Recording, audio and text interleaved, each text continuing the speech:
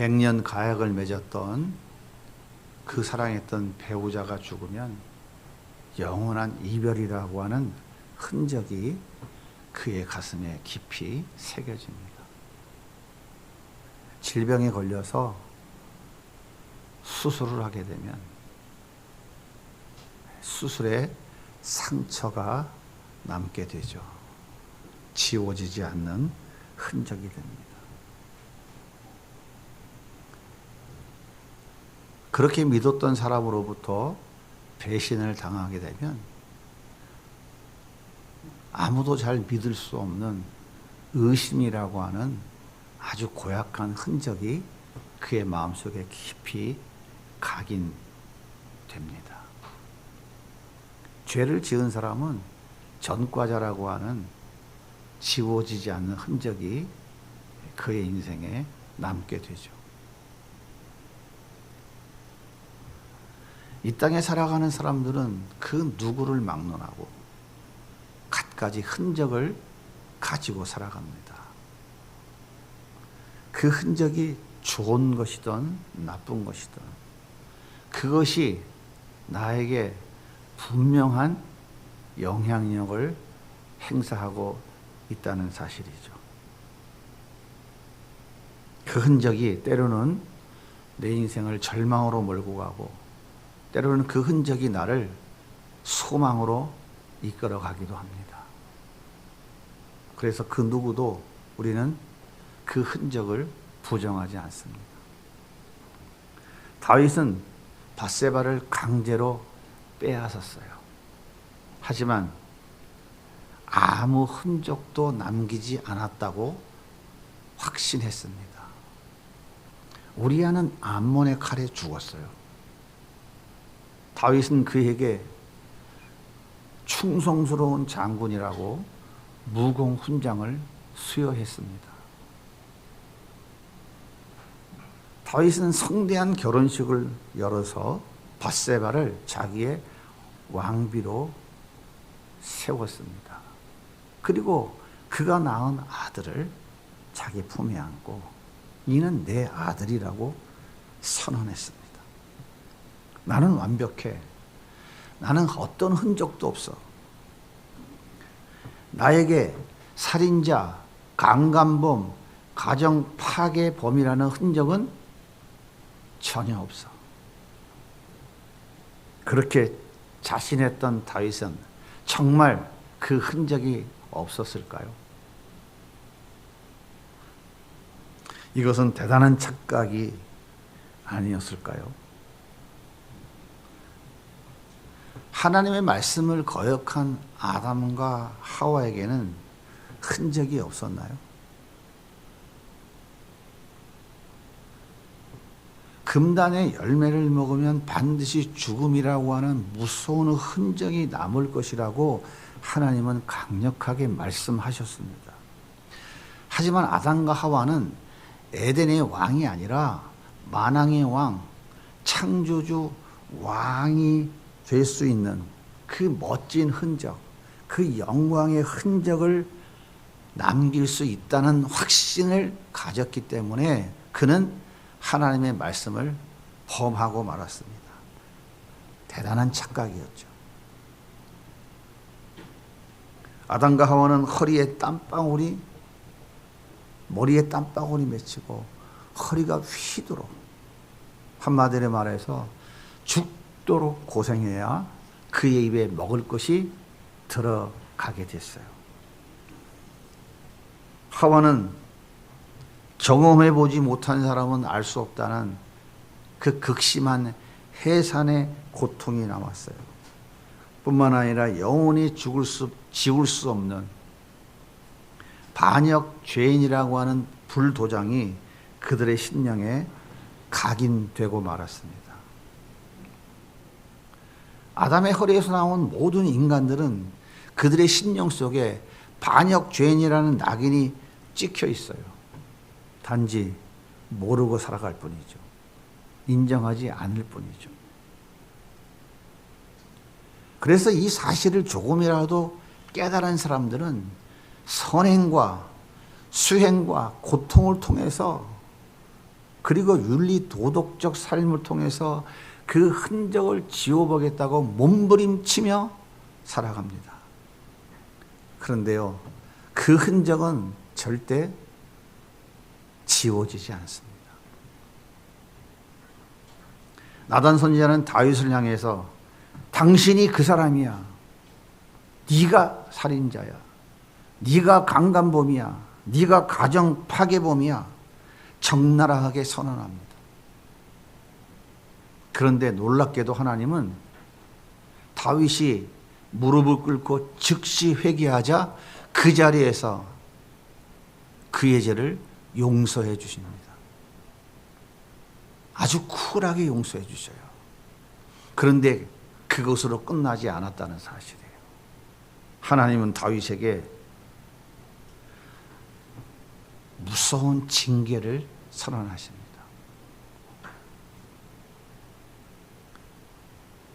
칼이 내 집에서 영원토록 떠나지 아니하리라. 내 집의 재앙이 떠나지 아니하리라. 내 집의 재앙을 일으키리라. 너는 은밀히 행했으나 백주 대낮에 네 아내를 다른 사람이 취할 것이라. 하나님께서 징계를 선언하셨습니다. 첫 번째 징계가 뭡니까? 칼이 떠나지 아니하리라. 두 번째가 뭡니까? 내 집에 재앙을 일으키리라. 세 번째가 뭡니까? 내 아내들을 백주에 다른 사람이 취하리라. 다윗의 장자 암논은 배다른 여동생 다말을 사랑했어요. 너무너무 사랑했어요. 그래서 상사병에 걸려가지고 삐석삐석 말라 죽어가고 있었습니다. 그런데 그의 친구 요나답이 이 소식을 듣고 암논을 찾아와서 모사를 꾸며요. 야야야, 너 아파 죽게 생겼다고 소문을 내서 아버지 다윗이 찾아오도록 만들어라. 그러면 다윗에게 내 누이 동생 다말이 맛있는 음식을 해가지고 와서 나를 좀 먹여주면 내 병이 좀 나을 것 같다.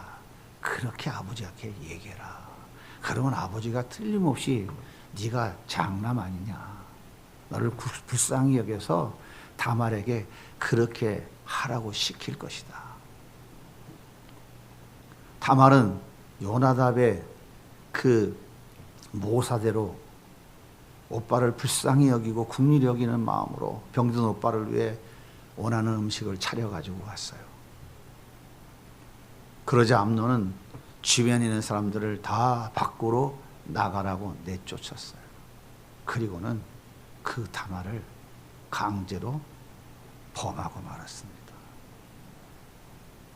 사무엘하 13장 14절은 이렇게 기록해요. 암논이 그 말을 듣지 아니하고 다말보다 힘이 셈으로 억지로 그와 동침하니라. 다말의 친오빠 압살롬이 이 소식을 듣고 분노했어요.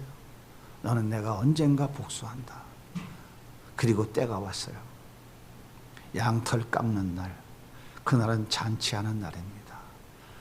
형제들 다 불러 모아놓고 술 먹고 흥겹게 장치하는 그날, 압살롬은 계획대로 자기의 사람들을 시켜 암논을 처참하게 죽여버렸어요. 그리고는 그 길로 도망을 칩니다. 사무엘하 13장 33절은 이렇게 말씀합니다. 그러하온즉 내 주 왕이여 왕자들이 다 죽은 줄을 생각하며 심상하지 마옵소서. 오직 암논만 죽었으리이다 하니라. 이 압살롬은 도망가니라. 오빠가 여동생을 강간하고 동생이 형을 죽여버렸어요. 이것이 남의 집안의 일입니까? 다윗 집안의 일입니까? 다윗의 마음이 얼마나 찢어졌을까요? 그 가슴에 남은 흔적이 얼마나 컸을까요?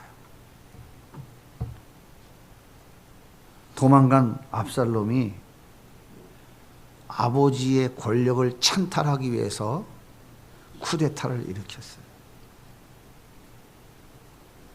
다윗은 급작스러운 반역에 어떻게 손을 쓸 수가 없었어요. 머리를 풀어헤치고 신발도 신지 못하고 감람산을 넘어 도망치기 시작했어요. 사무엘하 15장 14절은 이렇게 말씀하십니다. 다윗이 예루살렘에 있는 그의 모든 신하에게 이르되 일어나 도망하자. 그렇지 아니하면 우리 중 한 사람도 압살롬에게서 피하지 못하리라. 빨리 가자.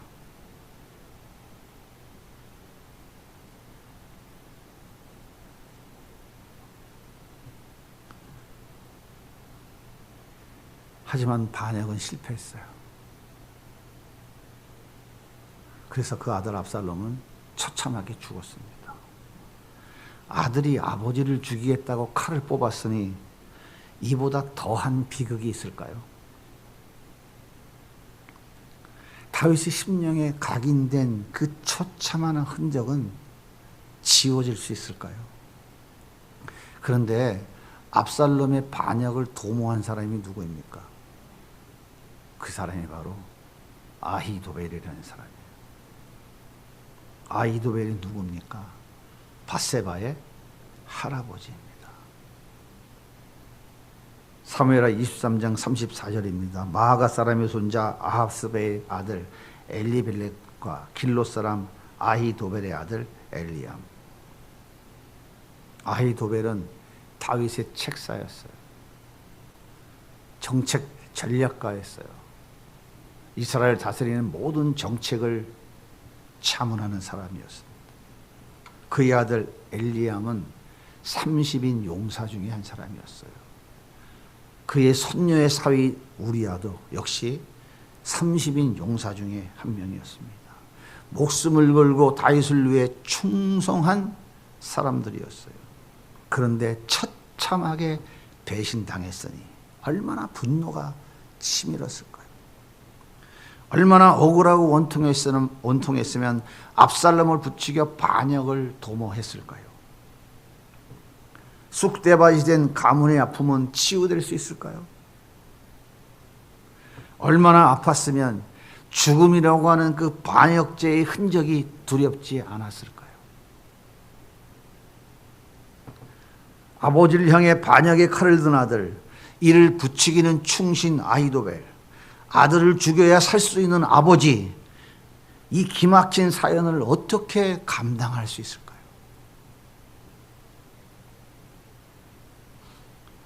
다윗의 영혼 깊숙이 새겨진 이 흔적은 지워질 수 있을까요? 압살롬은 백주 대낮에 백성들이 보는 앞에서 후궁들과 동침을 했어요. 아들이 아버지 여자를 대낮에 응징하는 모습, 이 모습을 보고 있는 아버지의 심정이 얼마나 처참했겠어요. 무슨 말로 이 참담함을 다 표현할 수 있겠습니까? 그리고 밧세바가 낳은 아들도 죽었습니다. 사무엘하 12장 16절. 다윗이 그 아이를 위해 하나님께 간구하되 하나님이 다윗이 금식하고 안에 들어가서 밤새도록 땅에 엎드렸으니 왕이 먹지도 아니하더라. 2년 만에 그 아이가 죽었네. 하나님이 다윗이 그 아들 살려달라고 금식하면서 그렇게 하나님께 2년 동안 매달렸는데 하나님이 그 아이를 죽여버렸어요. 하지만 하나님은 회개하는 다윗의 죄를 용서해 주셨습니다.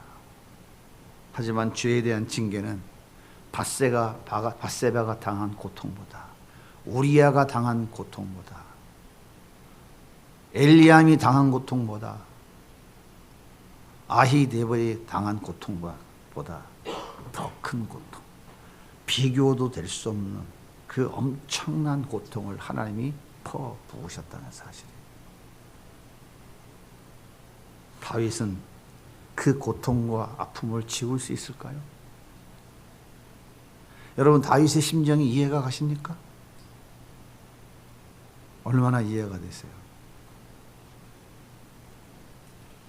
남의 이야기인데 뭐 별로 이해가 돼요? 당해보셨습니까? 제가 쉽게 다시 한번 설명해 드릴게요. 보세요. 큰아들이 아버지와 재혼한 새엄마가 낳은 딸을 강간했어.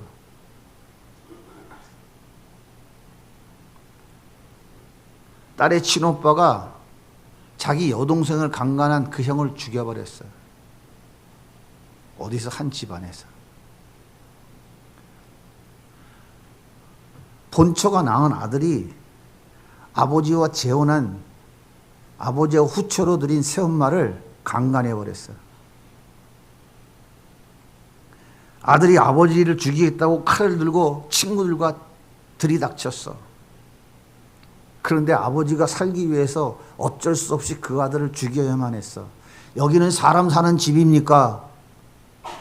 아니면 살인마들의 집단입니까? 아니면 여기가 지옥인가요?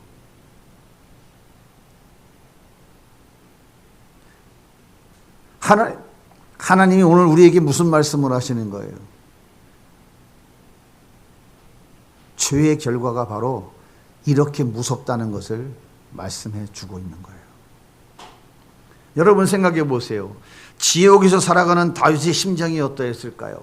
그는 화려한 궁전에 살고 있었고 수많은 신하들이 그를 받들었고 자기 말 한마디가 법이고 자기가 원하는 삶을 살고 있었지만 그 화려한 궁전 안에서의 삶은 천국이었을까요? 지옥이었을까요? 지옥은 불과 유황이 타는 곳이며 불로 소금 치어 타는 곳이라고 예수님이 직접 말씀하셨습니다.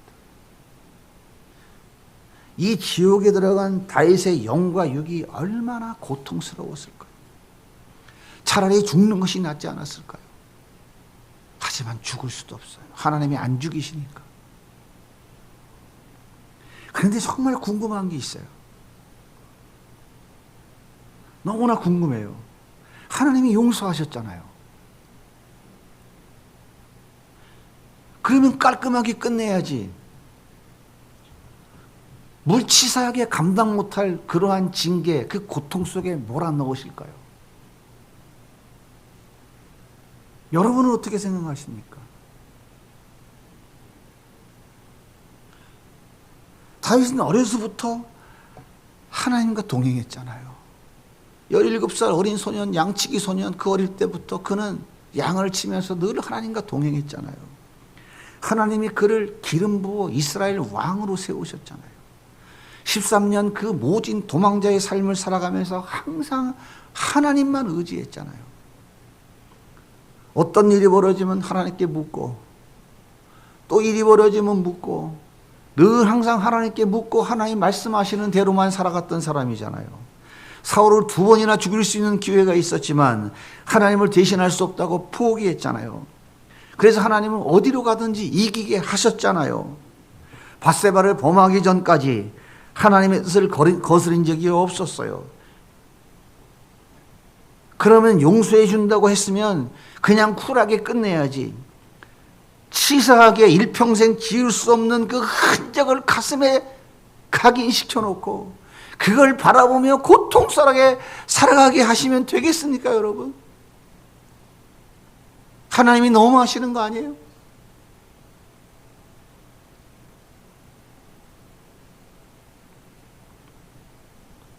흔적은 말이 없습니다.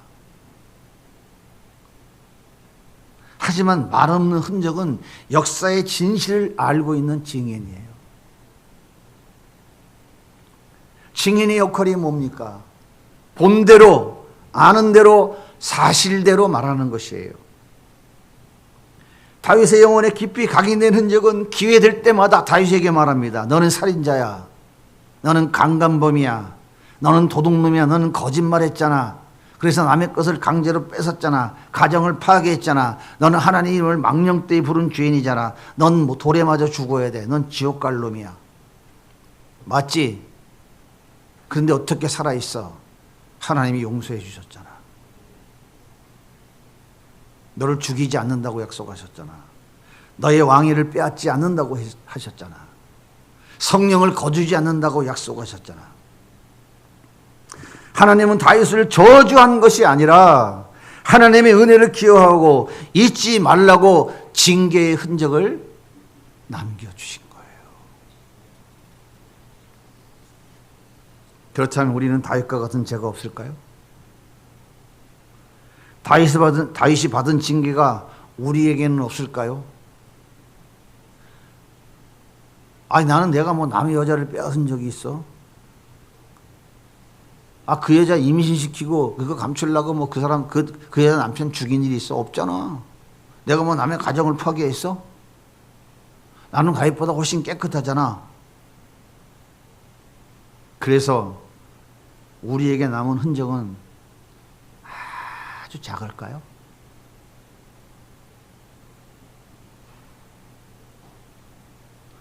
예수님은 여자를 보고 음욕을 품은 자마다 간음했다고 말씀하셔요.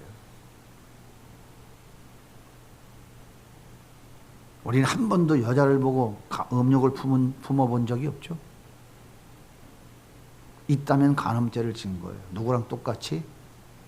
다윗처럼. 다윗보다 더 많이 졌죠. 수없이 많이 졌죠. 형제에게 바보로 욕하면 이미 무슨 죄를 졌다고요? 살인죄를 졌다. 여러분 한 번도 형제를 미워해 본 적이 없죠? 시리와 창기, 거지와 과부에게 지옥에 떨어질 자라고 멸시한 바리새인들에게 예수님 뭐라고 했어요? 독사의 자식들아, 사단의 자식이라고 정죄하셨어요. 너는 나보다 못하잖아. 네가 잘난 게 뭐가 있어? 우리는 그렇게 정죄하고 판단하고 비판해 본 적이 없나요? 있다면 독사의 자식인 거예요. 사단의 자식인 거예요. 당연히 지옥에 떨어져야 될 죄인이에요. 어떻습니까? 우리 지은 죄가 다윗보다가 적을까요?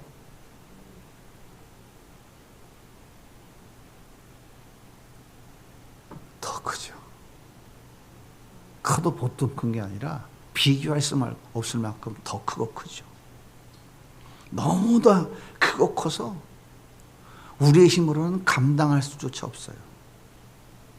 문제는 뭐냐면 그것이 죄인지도 모르고 살아가니까 그게 문제인 거예요. 그 무서운 죄를 짓고 살아가면서도 그게 죄인지를 모르고 살아가는 것. 그게 문제인 거예요. 얼마나 기가 막힙니까? 이 땅에 오신 예수님도 흔적을 남기셨어요. 예수님은 죄가 없으신 분입니다. 예수님의 흔적은 죄 때문에 생긴 흔적이 아니에요. 예수님은 우리가 받아야 될 하나님의 무서운 징계를 대신 받으셨어요. 반역한 죄인인 우리가 받아야 될 그 영원한 심판과 저주를 대신 받으셨어요. 어떻게 받으셨어요? 온몸에 채찍을 맞아 갈길가게 찢어졌어요. 손과 발 못 박히고 옆구리에 창 찔려 물 한 방울 피 한 방울 남김없이 다 쏟아내시고 그렇게 처참하게 죽으셨어요. 그렇게 죽으셔서 남긴 흔적이 무엇입니까? 그것이 바로 십자가예요. 여러분, 십자가는 장식품이 아닙니다.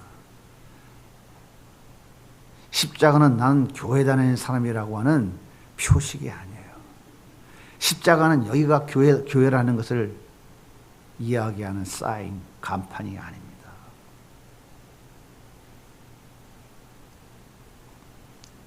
이사야 53장 5절입니다. 그가 찔림은 우리의 허물이요 그가 상함은 우리의 죄악이라. 그가 징계를 받음으로 우리는 평화를 누리고 그가 채찍에 맞음으로 우리는 나음을 받았도다. 다윗과 비교할 수 없는 흔적, 영원히 지울 수 없는 흔적, 그 지옥의 고통 속에 울부짖으며 살다 영원한 저주 속에 들어가야 될 우리의 흔적은 지워지지 않습니다. 절대 지워지지 않아요. 그래서 수많은 사람들이 좀 지워보겠다고 고행을 합니다. 여러분, 평생 앉아서 자면 이 흔적이, 이 죄의 흔적이 지워집니까? 인간의 어떤 애씀과 수고와 노력도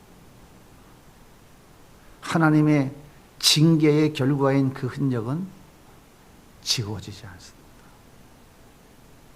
오직 한 가지, 예수님의 흔적, 그 십자가만이 우리의 흔적을 다 덮어줄 수 있어요. 너는 죄인이야, 너는 죽어야 될 죄인이야, 너는 살인자야, 너는 도둑이야, 너는 영원한 저주에서 벗어날 수 없어. 손가락질하고 정죄하는 증인, 우리 안에 주의 결과로 깊이 각인된 그 흔적, 그 흔적이 수시로 나에게 증인되어져서 그 증인대에 서서 나에게 증언하고 있는 그 증인, 그 증인을 증언대에서 쫓아낼 수 있는 유일한 길은 예수님 십자가밖에 없어요. 그래서 예수님 말씀하셨어요. 그리스도 예수 안에 있는 자에게는 결코 정죄함이 없느니라. 그리스도 예수 안에 있는 자에게는 결코 정죄함이 없느니라. 예수 그리스도 십자가 아래 있는 자에게는 결코 정죄함이 없느니라. 사망이나 생명이나 칼이나 위협이나 그 어떤 것도 그 사랑에서 끊을 수 없느니라. 바울이 로마서 8장에서 그렇게 강력하게 외쳤던 거예요. 예수님은 뭐라고 외치십니까? 내가 곧 길이요 진리요 생명이니 나로 말미암지 않은 아버지께 올 자가 없느니라. 수고하고 무거운 짐진 자들아 다 내게로 오라. 내가 너희를 편히 쉬게 하리라. 내가 온 것은 양으로 생명을 얻게 하고 더 풍성히 얻게 하려 함이라. 사랑하는 여러분, 세상의 모든 문제는 흔적을 남깁니다. 그래서 인간들은 아픔과 고통과 슬픔과 절망과 낙심과 후회의 흔적을 가지고 살아가요.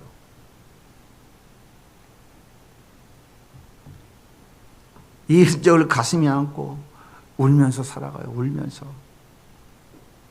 겉으로 표현하지 않을 뿐이지, 겉으로 모른 척하고 아닌 척하고 있을 뿐인지, 혼자 아무도 없는 침대에 드러누워 조용히 눈을 감고 있으면 그 흔적들이 나를 고발합니다. 그 흔적들이 나를 고발해요. 그 흔적이 증인이 돼서 증언대에 서서 나를 고발하고 있다고요. 너무나 그 증인이 고발이 강력하게 밀려올 때 감당할 수가 없어서, 어떻게 할 수가 없어서 공황장애가 오고 우울증이 오고 각종 정신질환, 이유를 알 수 없는 문제들이 내 영과 육을 뒤덮어서 나를 절망의 고름 속으로 빠뜨리는 거예요. 의사가 고칠 수 있습니까? 약이 고칠 수 있을까요?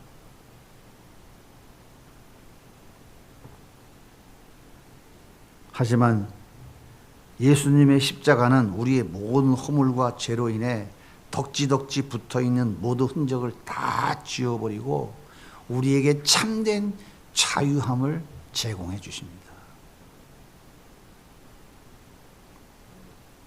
돈이 자유함을 줄까요? 쾌락이 줄까요? 이쁜 얼굴, 미모가 자유함을 줄까요? 그런데 아직도 예수 믿는다고 하는 사람들이 그것이 나에게 진정한 자유함을 주는 줄 알고 여전히 허우적거리고 있다는 거죠. 우리 주님이 얼마나 안타까우실까요? 얼마나 가슴이 아프실까요? 여러분의 심령에는 예수님이 남겨놓은 흔적이 있나요? 그 십자가의 흔적이 있는 사람은 날마다 죄와 피 흘리기까지 싸웁니다. 왜요? 아픈 흔적은 자꾸 늘어나니까. 죄와 피 흘리기까지 싸워요. 하지만 연약에서 넘어진 자신의 모습을 보며 절망합니다. 이거는 아닌데. 이겨야 되는데. 이 죄와 싸워 이겨야 되는데. 내가 이길 힘이 없구나. 나는 안 되는구나. 그렇게 절망해야 돼요. 절망해야 된다고요. 그 절망 속에서 나의 무능력함과 나의 무가치함, 연약함이 깊이 깨달아지는 거예요. 그래서 예수님, 내 힘으로는 안 됩니다. 예수님, 나 좀 도와주세요. 예수님이 나를 붙잡아 주지 않으시면 나는 절대로 이길 수 없습니다. 그래서 갈급한 심정으로 간절하게 예수님을 소망하는 거예요.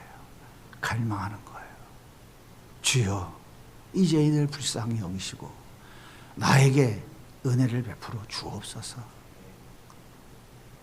예수의 이름의 그 능력이 나의 삶 속에서 나타날 수 있도록 도와주시옵소서. 말씀을 붙잡고 나아갈 때 말씀의 능력이 나를 살린다는 이 놀라운 은혜를 경험할 수 있도록 주님이 나를 도와주시옵소서. 돈이 도와주세요. 계속 해보세요. 죽을 때까지 도와주나. 오후 예배에는 제발 부탁인데 한 번도 빠짐없이 좀 참석해 주시면 안 될까요? 지금 기도해야 하는 중이잖아요. 제가 오늘 오후 예배 시간에 우리가 무엇을 기도해야 되는지, 뭘 기도하고 있는지 조금만 설명해 드리고 기도할게요. 다 대답한 줄로 믿고 감사드립니다.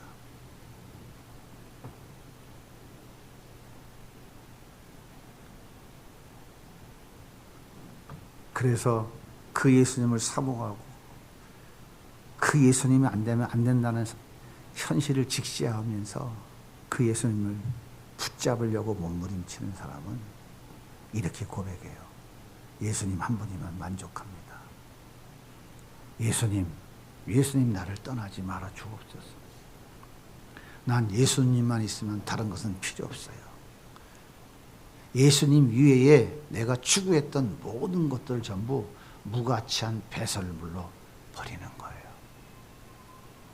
태어날 때부터 뇌성마비에 걸려서 17살까지 한 일이라고는 늘 자살밖에는 한 일이 없었던, 여러분도 잘 아는 송명희라고 하는 사람. 그런데 몸이 뒤틀려서 자살도 힘들어요. 몸이 뒤틀려서 자살하기도 어려워. 그의 몸에 남은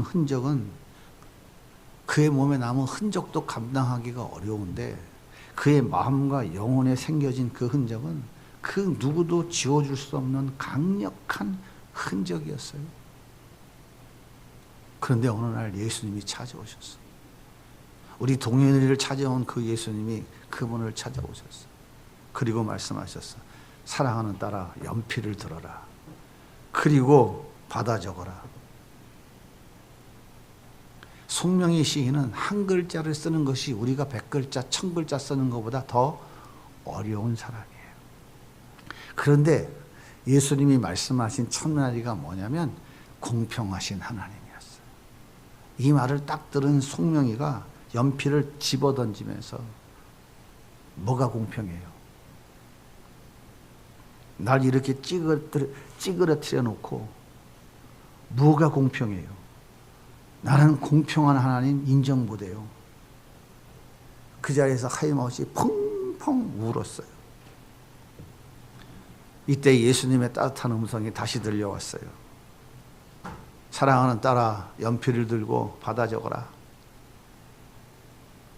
그 사람이 학교를 다녀봤습니까? 무슨 공부를 해봤어요? 가나다라를 알아요? ABCD를 알아요? 어떻게 글씨를 씁니까?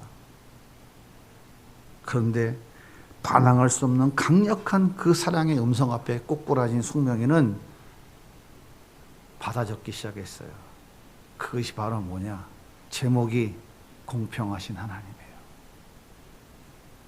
나 가진 재물 없으나, 나 남이 가진 지식 없으나, 나 남에게 있는 건강 있지 않으나, 나 남이 없는 것 있으니, 나 남이 못 본 것 보았고, 나 남이 듣지 못한 음성 들었고, 나 남이 받지 못한 사랑 받았고, 나 남이 모르는 것 깨달았네. 공평하신 하나님이 나 남이 없는 것 나 없지만 공평하신 하나님이 나 남이 없는 것 갖게 하셨네.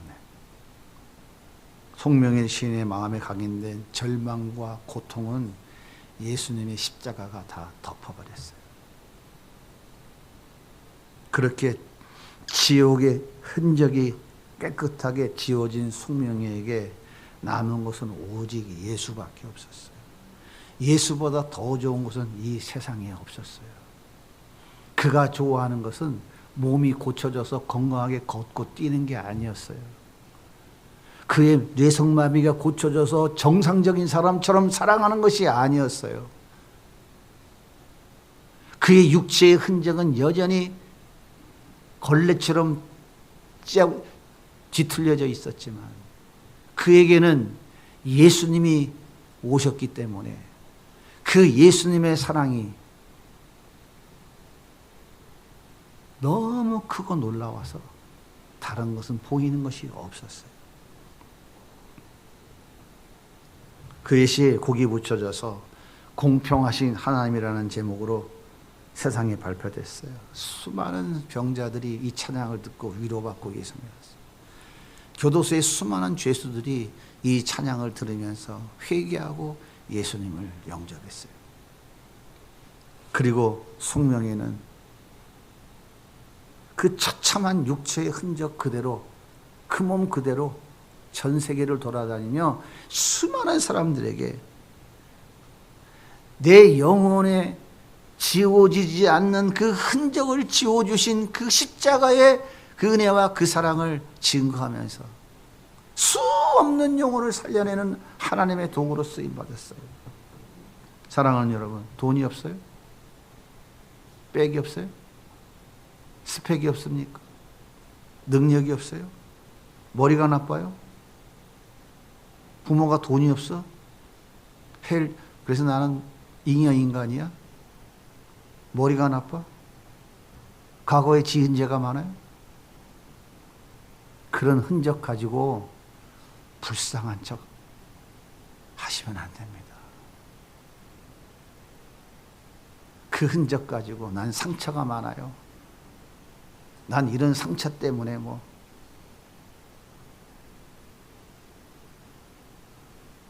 예수의 흔적, 십자가의 흔적이 있는 사람은 그런 것 때문에 절망하거나 핑계대지 않습니다. 송명이보다 더한 흔적이 있는 사람은 따져도 돼요. 따져도 된다고요. 그렇지 않은 분들은 자격이 없어요. 징계는 흔적을 남깁니다. 남겨진 흔적은 인간의 그 어떤 노력과 애씀과 수고로 지워지지 않아요.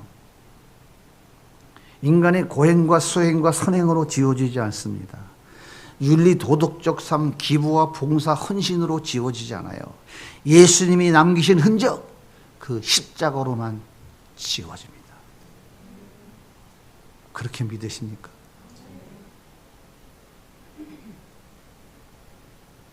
그래서 내 죄로 인해 남겨진 흔적은 하나님의 은혜인 거예요. 그런데 은혜를 은혜인 줄 모르는 거예요. 내 죄로 인해 남겨진 흔적은 나를 사랑하시는 하나님의 사랑의 표현인 거예요.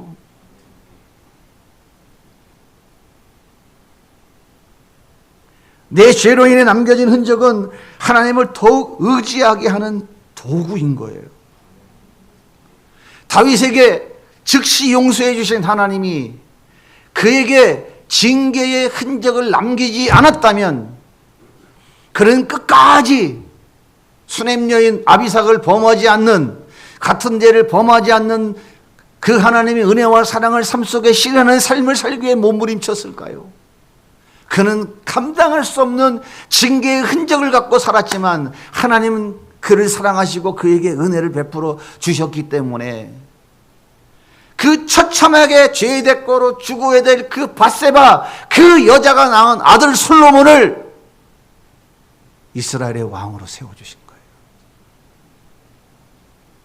그리고 그의 후손을 통해 예수를 보내주신 것이라고요. 여러분에게 남겨진 흔적이 있습니까? 그것 때문에 아파하세요? 그 때문에 절망하십니까? 그것이 하나님의 은혜인 거예요. 그것이 나를 사랑하시는 하나님의 표현이라고요. 나를 하나님을 더욱 의지하게 만들고 나를 하나님의 쓰실 만한 도구로 세우기 위한 하나님의 지금 일하고 계심이라고요. 이게 복음인 거예요. 성경은 이 이야기를 하고 있다고요.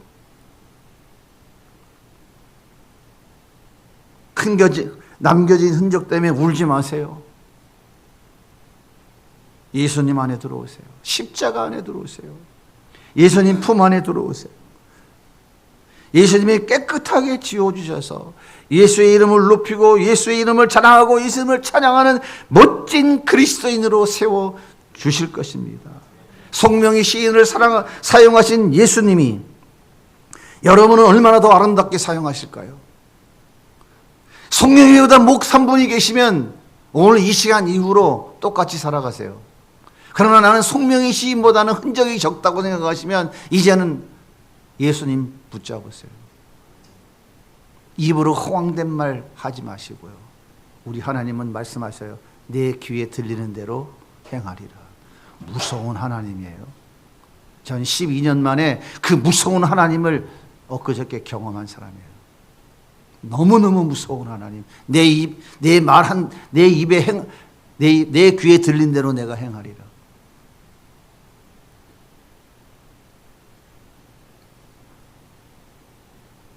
송명희 시인을 사용하시는 예수님이 여러분을, 여러분의 자녀들을, 여러분의 가정을, 여러분의 직장을, 여러분의 생업을 얼마나 귀하게 사용하실까요?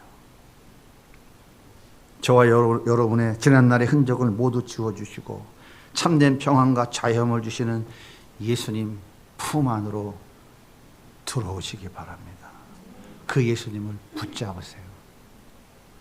예수님은 여러분을 지금도 기다리고 계십니다.